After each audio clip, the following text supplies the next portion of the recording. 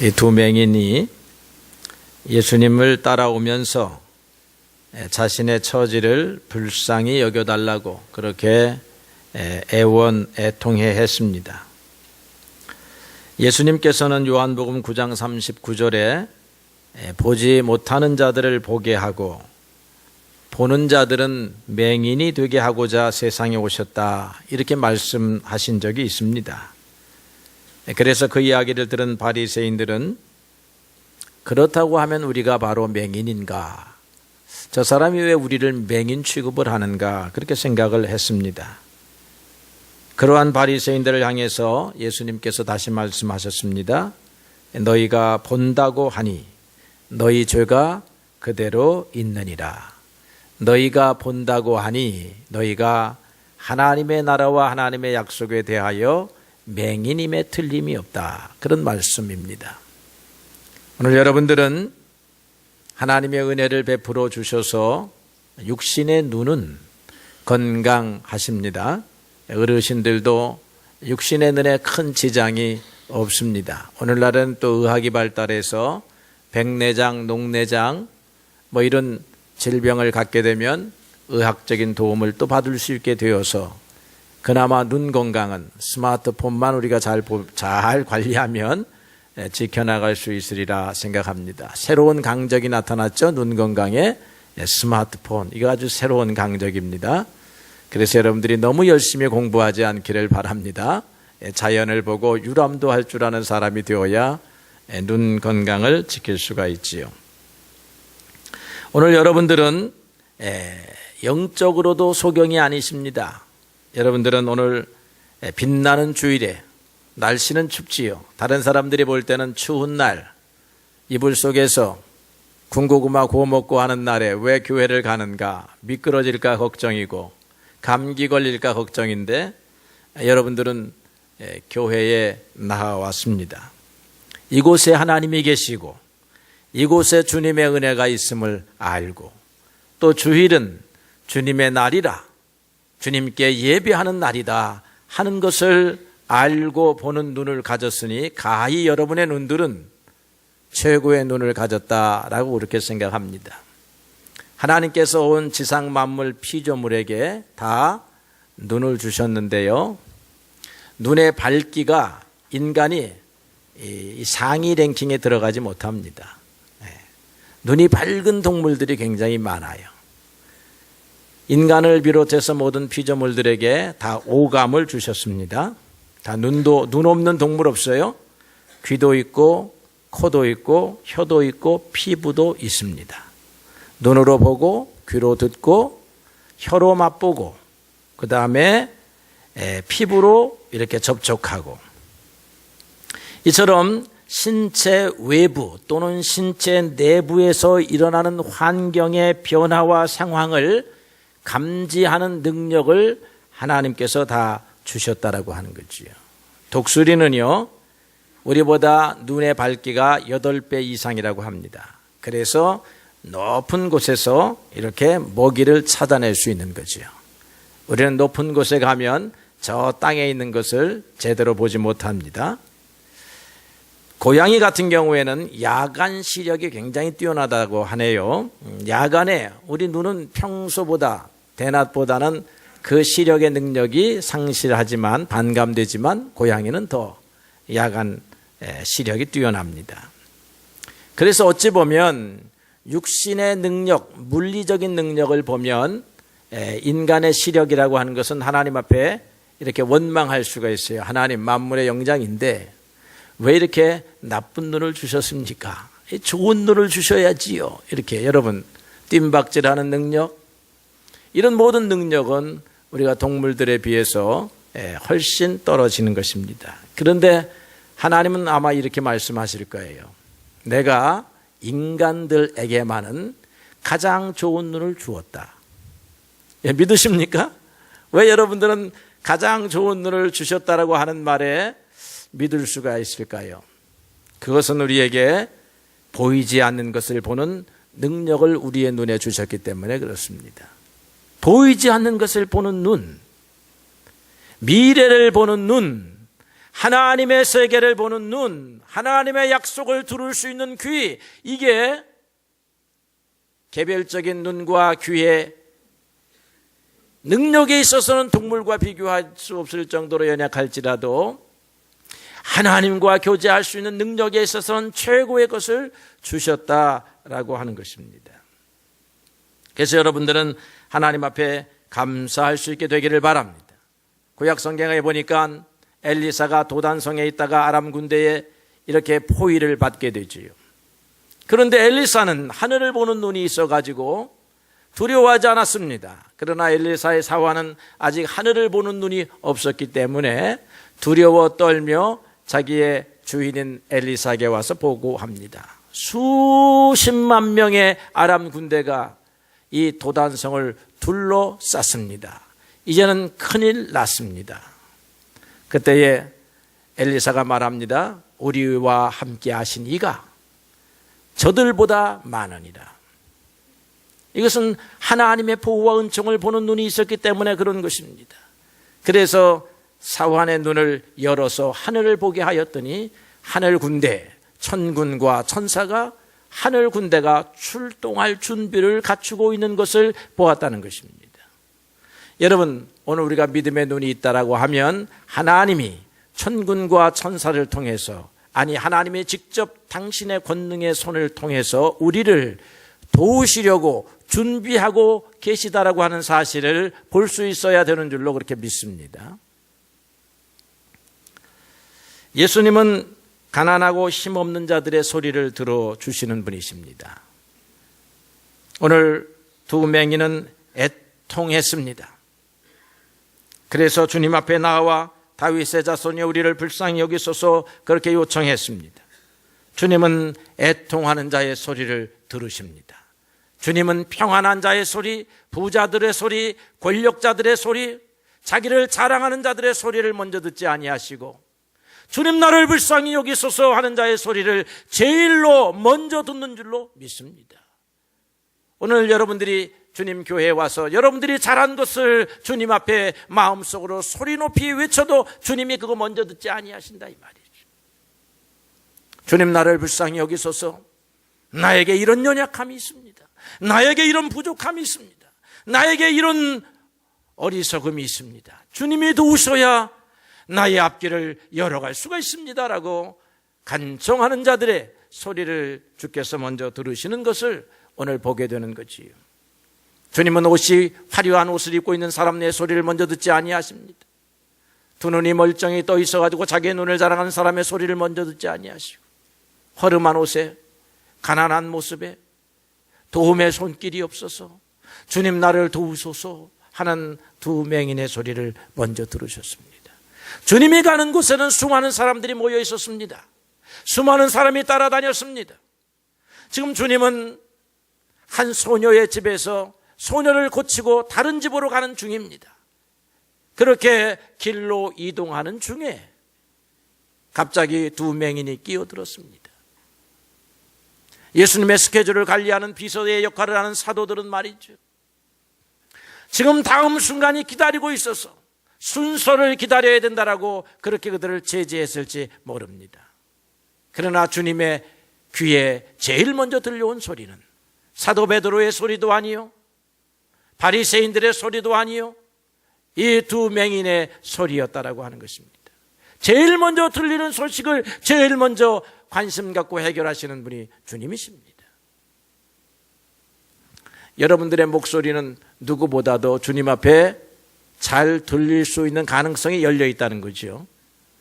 제 목소리보다 여러분의 목소리를 더 먼저 들으실 수 있는 가능성이 많다는 것입니다. 주님 앞에 부르짖는 여러분들이 되시기를 바랍니다. 예수님께서 마태복음 5장에서는 애통하는 자가 복이 있도다 그렇게 말씀하셨습니다. 애통하는 환경 때문에 복이 있는 것이 아니라 애통하는 소리 때문에 그 소리로 인하여 주님의 귀에 들리심으로 주님께서 문제를 해결하신다고 하는 측면에서 복이 있다라고 하는 것입니다. 우리가 주님 앞에 무릎을 꿇어야 하는데 애통한 환경이 아니면 무릎을 꿇지 않습니다.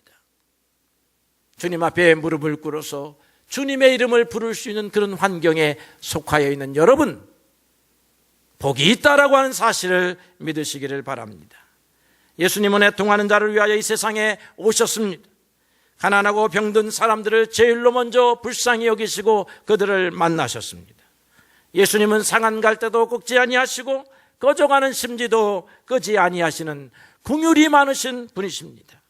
예수님 앞으로 나오는 자마다 주님의 풍성하신 긍휼하심, 우리의 저울로 측량할 수 없는 주님의 자비와 은혜를 만나게 될 줄로 믿습니다. 예수님께서는 두 맹인에게 단 한 가지만 물으셨습니다. 예수님은 그들에게 그들의 집안도 묻지 아니하셨습니다. 어찌하여 이런 병이 걸렸느냐고 묻지도 않았습니다.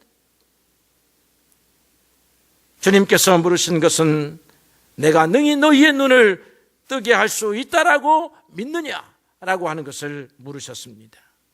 하나님이 말씀하시면 그대로 되듯이 예수님도 말씀하시면 그대로 되시는 유일한 분이십니다. 우리가 말한다고 해서 되지 않지만 주님이 말하면 말하는 대로 되는데 전권을 가지신 분이신데, 하나님께서는 인류의 구원을 위하여 당신의 아들을 이 땅에 보내시면서 당신의 모든 권한을 주셨는데, 그러므로 우리가 이 땅에서 해야 할 일 가운데 가장 중요한 일은 하나님께서 보내신 일을 믿는 일입니다. 예수님을 믿는 일입니다. 예수님은 오늘 우리에게 질문합니다. 내가 능히 너희의 문제를 풀 수 있다라고 믿느냐? 너희의 곤란 지경에 있는 너희의 삶을 건져낼 수 있다라고 믿느냐? 그렇게 물으시는 주님이십니다. 1900년대 초에요, 영국에서 이런 일이 있었습니다. 한 사람이 정신과 의사를 찾아왔습니다. 선생님, 우울증 때문에 잠을 잘 수가 없습니다. 마음이 불안해서 잠을 잘 수가 없습니다. 먹을 수도 없습니다. 우리도 이런 경험할 때가 있어요. 그래서 의사 선생님이 약을 처방하면서 또 한 가지 처방을 했습니다. 삶의 여유를 가지십시오. 자주 웃으십시오. 웃어지지가 않습니다. 그러면 코미디를 많이 보십시오. 오늘 밤에 마침 유명한 코미디언이 런던에서 지금 코미디를 합니다. 그 사람의 이름이 그리말디라고 하는 사람인데, 그 사람의 코미디를 가보십시오. 나도 가려고 합니다. 아마 크게 웃으실 것입니다. 삶이 좀 달라질 것입니다. 그랬더니 그 사람이 하는 말이, 내가 바로 그 그리말디입니다. 내가 다른 사람에게 웃음을 주는 그런 사람입니다. 그런데 나는 웃을 수가 없습니다. 의사가 또다시 말합니다. 방법은 하나밖에 없습니다. 그것이 무엇입니까? 예수께로 가십시오. 여러분, 여러분의 삶에 웃음을 주실 수 있는 분은, 근원적으로 웃음을 주실 수 있는 분, 평안을 주실 수 있는 분은 예수님이라고 하는 것입니다. 여러분, 웃기 위해서 코미디언도 만나시고, 즐거운 프로도 만나시고, 연속곡도 보시고 다 보세요. 괜찮습니다. 그러나 문제가 하나 있지요. 그것으로 우리의 삶이 결코 행복해지지 않는다는 것입니다. 결코 우리의 삶에 평안이 오지 않는다는 것입니다. 잠시 잠깐은 올 수 있을지 몰라도 또다시 목마르고 또다시 굶주리는 것과 같은 거예요. 우리의 문제를 근원적으로 해결하시는 분은 주님이십니다. 그래서 여러분들이 기도해야 하는 거예요. 미국에 가면, 텍사스에 가면 댈러스 신학교라고 하는 유명한 신학교가 하나 있습니다. 그 신학교를 처음 세운 사람이 셰퍼라고 하는 사람인데요, 셰퍼 박사인데, 초창기에 이렇게 나가다 보니까 빚을 많이 졌습니다. 학생은 없고 빚은 많이 지고 그랬어요. 그래서 이 신학교를 닫아야 되느냐, 다시 계속 해야 되느냐, 그럼에도 불구하고 해야 되느냐, 이렇게 이제 생각을 하고 기도를 합니다. 점점 상황은 심각해져 가요. 여러분 사업들처럼 심각해져 가는데, 두 교수가, 설립자하고 친구하고 둘이 기도를 합니다. 그러니까 친구 교수가 기도를 하는 거예요. 하나님, 만군의 하나님. 그 당시 이제 사람들이 1900년도 초반이니까요, 텍사스니까 말도 팔고 소도 팔고 염소도 팔고 그런 거 팔아가지고 돈을 마련할 때다 이 말이죠.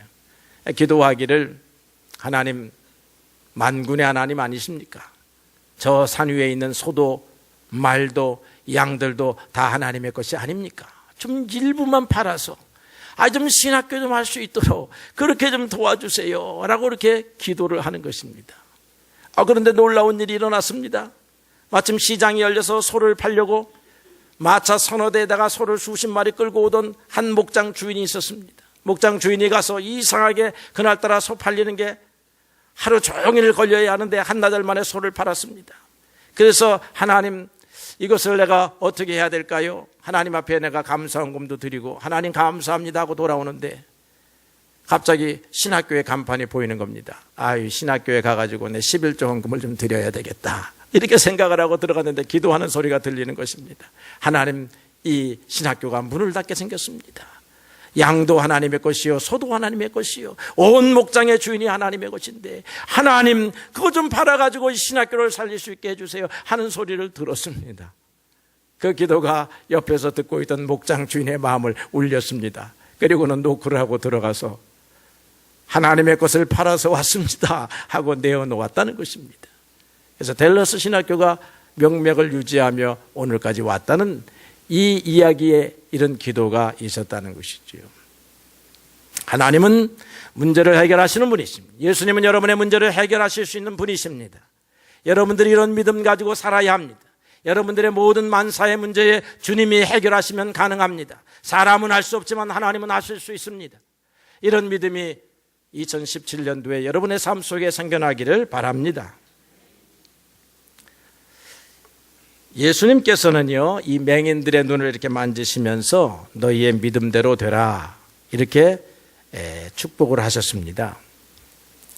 그러니까 믿음이 없는 사람들은요, 예수님의 은혜를 얻기가 쉽지 않아요.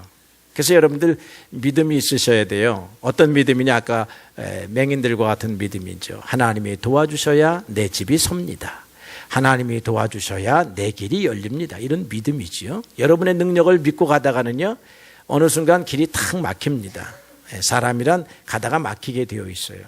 주님께 여러분들 맡기셔야 하는데 주님께서 항상 우리에게 권면하시는 말이 내 믿음대로 되리라. 내 믿음 때문에 치료받았다. 그렇게 말씀하시죠. 하나님의 은총을 입는 길은요, 믿음입니다. 그런데 다른 이의 믿음이 아니고요, 여러분 자신의 믿음입니다. 부모의 믿음 아닙니다. 믿음 좋은 아내의 믿음 아니에요. 믿음 좋은 아들의 믿음 아닙니다.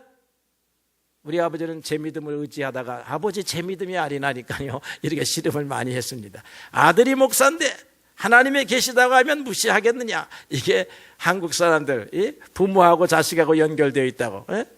그 다음에 부인이 권사인데 내가 조금 방탕하게 산다고 마지막에 갈 때 부인 치맛자락 붙잡고 가면 되지, 이렇게 생각하시는 남편들도 많이 있습니다. 여러분, 자신의 믿음입니다. 부모의 믿음, 형제의 믿음, 이웃의 믿음, 친구의 믿음은 약간의 도움은 돼요. 도움이 안 되지는 않습니다. 그러나 근원적으로는 주님이 누구랑 교제하기를 원하십니까? 주님 내 친구랑 만나세요, 이런 거 아니에요. 주님은 여러분들과 만나시기를 원하시지요. 물론 그냥 주시는 은혜가 있습니다. 믿음 안 묻고 주셔요. 예수님께서 문둥병자 10명을 딱 만나시는데요, 문둥병자들이 얼마나 불쌍합니까? 다윗의 자손이 우리를 불쌍히 여기소서 하니까 예수님이 긍휼하심이 많으니까 그냥 고쳐주셨습니다. 그래서 이들이 고침을 받고 돌아갔는데 나중에 돌아온 사람은 한 사람이었으니까 우리가 추측해 보건대 진짜 믿음을 가진 사람은 한 사람이구나, 이렇게 생각이 되지요. 근데 9사람은 배은망덕하고 은혜도 모르고 주님께서 치료하신 것도 모르니까 그들에게 믿음이 있다라고 볼 수가 없는데요, 그럼에도 불구하고 알고 계시는 주님께서 모르고 하신 게 아니에요. 쏘고신 게 아니라고. 예수님께서 알고도 그들에게 은혜를 베풀어 주셨지요. 미국인 의료 선교사들이요, 한 번은 북한에 들어갔습니다. 그래서 백내장 환자들, 녹내장 환자들을 다 치료해 주었습니다. 최신 기술로 치료하니까 눈들이 밝아졌습니다. 백내장, 녹내장 돼가지고 시력이 캄캄해가지고 반소경인 사람들이 많은 거예요. 영양실조가 걸려가지고 젊은 사람들 가운데도, 어린아이들 가운데도 있다는데, 그래서 치료를 했습니다. 치료를 했는데요, 그 사람들이 치료를 받고 난 다음에 이런 행동을 했다는 것이에요. 김일성, 김정일 초상 앞에서 고개를 숙이면서 수령님 덕분에 눈을 떴습니다. 감사합니다. 예, 가슴 아픈 일입니다. 예수님도 알고 계셨지만 왜 이렇게 그들이 주님을 알지도 못하고 감사치도 아니하고 영광도 돌리지 못할 터인데 어찌하여 선교사들을 통해서, 의료 선교사들을 통해서 그들의 눈을 고치셨을까? 여러분, 주님께서 먼 훗날을 위해서 투자하시는 거지요.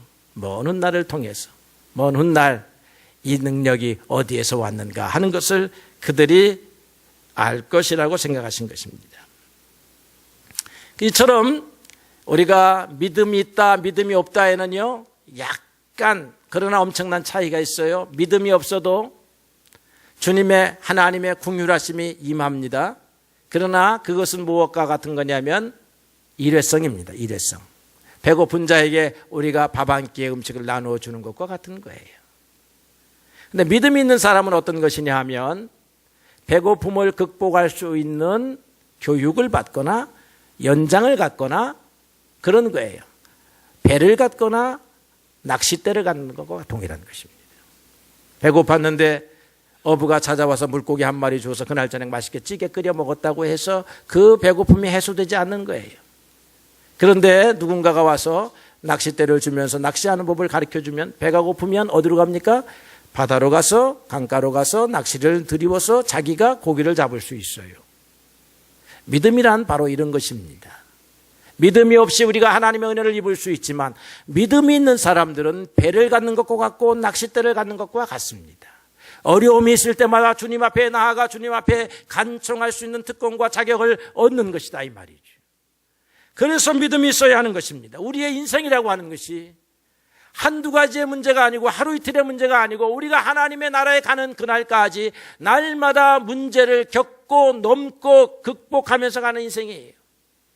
이 인생에 주님에 대한 능력, 주님의 은혜를 믿는 믿음이 없이는 결코 이 산을, 이 험한 인생의 길을 걸어갈 수 없다라고 하는 것입니다.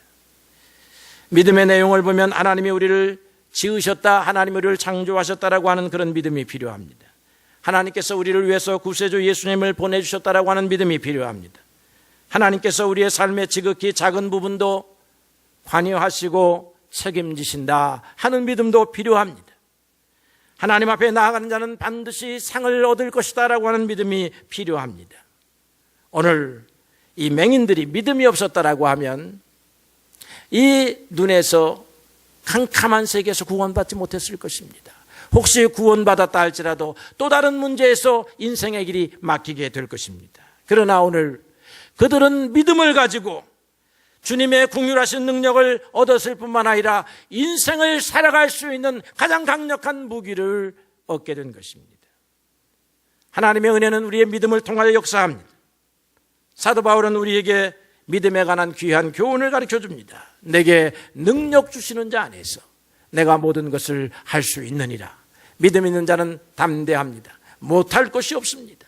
그러나 믿음이 없는 자는, 주님을 떠난 사람들은 할 수 있는 게 없어요.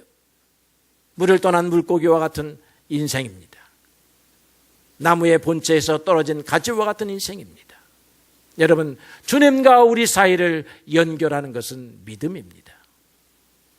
2017년도에 사랑하는 성도 여러분, 오늘 두 맹인의 겉모습은 담지 말고 이 두 맹인의 속의 믿음의 모습은 우리도 충분히 닮을 만한 귀하고 아름다운 믿음입니다. 내가 내 눈을 뜨게 해줄 줄로 믿느냐? 주여 그러하외이다.